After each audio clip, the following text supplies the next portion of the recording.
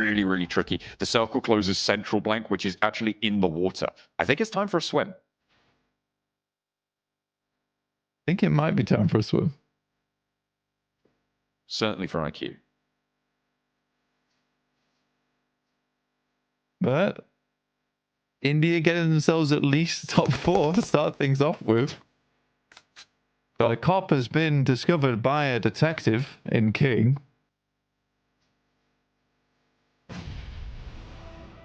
Be able to take him down. 3 teams now remain. 4 players of Virtus Pro. They're split 2 and 2. A nade here could be dangerous.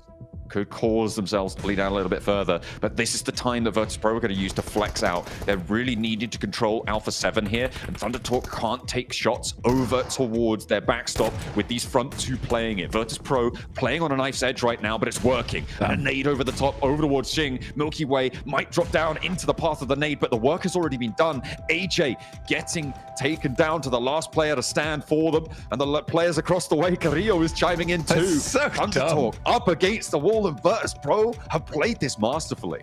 I mean, you might have a 2v2 here, though, between Alpha 7 and Virtus Pro going over towards that end game, depending on how AJ plays out these final moments. A lot of indecision there coming through from Thunder Talks. And there you go. This is exactly what I was talking about. Aragon now has to hit the deck. There is shots from the sideline. Obscure has to be clean with this one. He is not.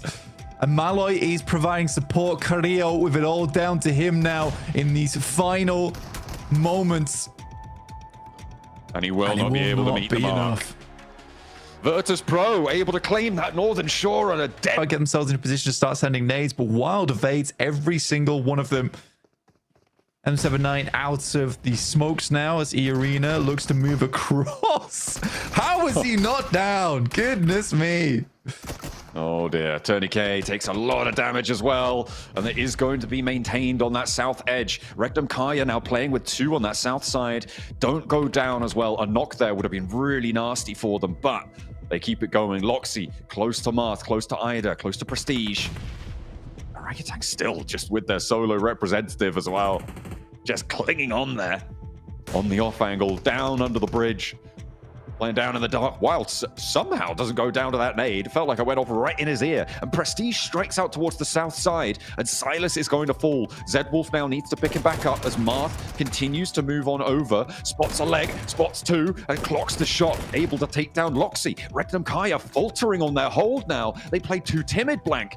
They haven't been allowed to do what they wanted here. And Wild needs to stay alive but can't. Another nade. And there's Amori finding the shots onto Silas. Zedwolf now the last to stand. Will give it a good go, but it's not going to be enough. Falls out and will go down. Rectum Kaya eliminated in 4th. I can't believe Rectum Kaya loses there. I mean, they did everything they needed to do, which was to take out E-Arena, clear some space on that side, and then push over towards R8. But R8 have really been putting on a clinic during this game. Very fantastic play from inside of box compound, never straying too far away from their safety. When it came down to it, this has been a really good hold in terms of playing from one position to the next. Marth, oh my goodness me. I think he'll give his life for it, but you don't really care. My goodness me, what a stylish way to close that down. R8, they were on the warpath in Rondo and they wanted more. A bigger slice of the PMGC pie. That is a massive guess, mate. Arena, okay, hang on a minute. They managed to make their breakout here after getting rid of Wolves. They have got that little ridgeline to move up towards. They're going to work it out. Prestige, last to stand for R8. Takes a lot of damage, and you've got to imagine that this is going to be done and dusted, but he finds a nade. Will fall, though, to Mormon's answer. And R8 down, but in 4th place with 6 elims. Blank, it's again a good game for our table toppers. Let's see what everyone else can do, though, as Alpha 7 continue to extend their line of influence. Orangutan, they're up into 3rd. I think the thing is about Orangutan is that they're consistently getting towards end games, but it hasn't looked pretty. It has looked pretty bad, honestly. Last game, hiding in the water. Previous game, hiding in the water. This game, hiding on the south side. There's been some points here and there, but like I said, it's not saying it seemed too phenomenal. You got to respect that they're making it far into a lot of these games, but again, it's hard to say. I mean, this playstyle does technically work. If they're able to pull this off at an international level, there's nowhere where I can say that, you know, hiding will only get you so far for so long. It's like they're already doing it at an international level, so you gotta give them praise for that. But it's definitely not going to get you a first place. No, not first, but maybe a 7th. Right, that's maybe what they're looking for. I did have a little correction from 7WG, who I gave some info that he sent over towards them earlier. He said that OG are actually looking to adjust to be more focused towards elims as time goes on. And once they build that confidence, that's what they want to end up as, a high elim focused team. Well, maybe not a high elim focused team, just maybe more focused than they are now. So perhaps that's what we're going to see from them here, potentially. They're up to 3 elims on the match. They started on 16 points blank at the start of the game. They're guaranteed to be on 19 from the elims they found already, and then you add on the placement points as well. Against the arena. They lied. They straight lied, dude. They have not adjusted tactics for elims at all. Not yet. It's been another slow game. Some okay nades, though. I'll give him that. This one to the side does find a little bit of damage there. Good shot from Kriov from the distance towards WizGod. Again, you're exposing yourself towards the beachhead on that jump up. I think this is exactly why E-Arena's playing down this position. This should be a textbook Alpha 7 win, though. And one that couldn't have come sooner. I think for Brazilian fans, this is a very, very good way for Alpha 7 to save face after what had been a couple of pretty upsetting games. This is hopefully their game to take, but never say never, as the arena still have got a shot onto this one, and the nades aren't quite connecting towards the arena. Revo under danger, under threat here. The nades are still coming out for him. He's like a mortar turret there in the grass, but it's only a matter of time before he gets spotted. Orangutan, though, in the meantime, getting put through the mincer. Having a real tough time. Their backline's cut down to 2. The heal comes out, but Alpha 7, they're faltering a bit on their 3-man push here. Not quite as effective as maybe they would have liked. They do hold a lot of ground. That is their major asset right now, Blank, but it is all up Russian, and that is not the way to do it. One knock found, a second needed, necessary to take down Orangutan right here and now, but they're not going down without a fight. Yeah, I mean, this is bad news. They absolutely need to keep 3 players up, otherwise this happens with E-Arena. They immediately reposition. The reason they were taking the fights on towards that high ground, though, is specifically so they could dominate over towards E-Arena later on. But I think that initial knock has been a little bit worrisome. I still think Alpha 7 has a strong chance to finish this one out strong, though. Yeah, with just Sakura now remaining, Mormon getting that knock onto Carrillo made me worry, but there was an answer. Carrillo kind of missing that spray, but it's not going to matter. The numbers still firmly in the favor of the Brazilians now. As Guizal moves out, Sakura takes some shots, but there's an answer from the side window. The lean out shows him the shoulder, and it is a cold one. Alpha 7 put them to sleep.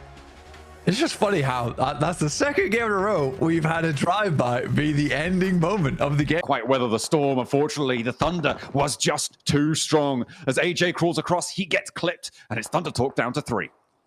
I mean, very, very difficult push for Thunder Talks. I mean, that is not an easy crash to go for at all. I think they played it quite well. Good smokes. The wrap around the building and the vehicle as well is extremely confusing to play up against for GK. So I genuinely really did like the play there coming through. Ooh, a 3 MG3 with a sniper suppressor in there as well, which seems kind of cruel. You know, put it on a DMR maybe, if you're lucky.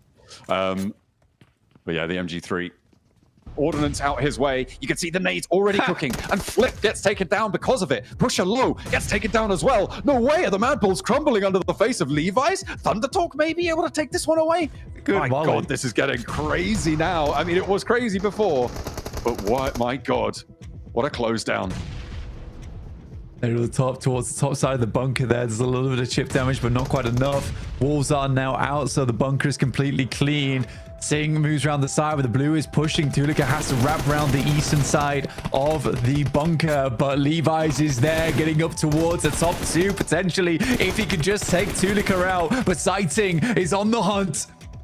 And they will be able to find him now. The last player for the Mad Bulls is there, and Thunder Talk want that top spot for themselves. They crest the ridgeline and they contest that first place towards the edge. That one didn't tag on. A little bit of cover found somewhere. Some concrete outcrop helping them out. Still got a couple of nades to play with. Doc on the off angle. Looks like OG know about it though. They are wary of the angle. Nobody really on that south flank other than him to find it. And the shots are connecting. But WizKod is looking good to try and find the knock. The Doc repositions. Oh, he steps back into the spray line and nearly goes down because of it. WizKod going to send straight back up again. Knows he needs to pull the pin on the grenade now because he has to keep DXavier at bay. Another strong grenade over the top. Lambor last remaining alive inside of this bunker. And now they look further towards Levi's. And again, more reses coming through. They see Mad Bulls off in the distance. OG looking for even more on this game. Up to the top 4 now. Mad Bulls are the bigger threat for OG right now, but he's just launching an 8 over to Levi's. Doesn't connect there. Some cover still found. That is a crazy push, you're right, but somehow goes unpunished. Mad Bulls more preoccupied with getting those reses. There's 3 players still alive here. The Molotov sent to the sky for Aru. Trying to slow, and he pushes. The nades continue to roll over the top. That looks like it sits under him. No, it's not going to go off in time and won't be able to connect either. Somehow DXavier surviving these nades. Everything being put their way. They're stepping out. They're moving. They're just keep them at bay, though. This is the big thing right now for OG, is that as long as they can keep DXavier stuck inside these tunnels, it makes that end game a lot easier. They just need to control R8 on the sidelines, but you just hope they don't put too much attention here. If they get that done, now they know they need to move in. This is a good setup of vehicles from DXavier. There's a player behind, hidden away, looking for the flush. WizKod goes down now. AKOP needs to find Paragin, who's been holding a cheeky angle for so long, and Levi's will finish them off. Dear me, what an angle from Paragin underneath the vehicle. That is a sneaky maneuver. Oh, you just never expect it. That is so brutal for OG. Paragin makes it work, and now DXavier have time to... Nope, they're not going to get that third player up. Okay, they didn't go for that res. The play zone was pushing. It is this last stage, and Mad Bulls now with an option to maybe take a chicken dinner here on our first Miramar. Levi's the last stand, and it will be the Mad Bulls to take it away. Disaster strikes for... Wolves jump up nice and high, but it will be around that 40-point boundary today to be 7th place. DXavier with the 1 elim. They've been quiet in the shack for a while now, but they're going to need to do more to hold off Kara on the western side.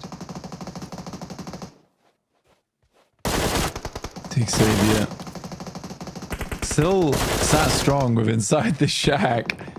And again, you know, getting themselves a nice shot from Paragin. I mean, that is a very, very difficult angle to make work, but that's going to delay in a nasty way as well, John.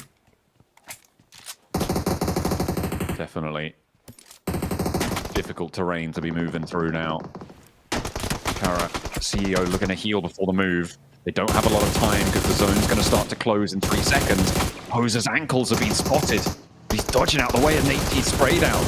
They aren't quite connecting with it in any sense. And they go out wide. A lot of ammo already expended on the spray down towards the player behind the buggy. And they're up close. They haven't been knocked yet. There's still time. Levi's down first, but there's the trade from Natey. 1 for 1. The Wolves move in as well. Marceau moving into the high ground on the off angle. Just Paragin on the inside, but the burn is on. It's Coops to do the damage, though, as the Wolves claim the lion's share of the points here.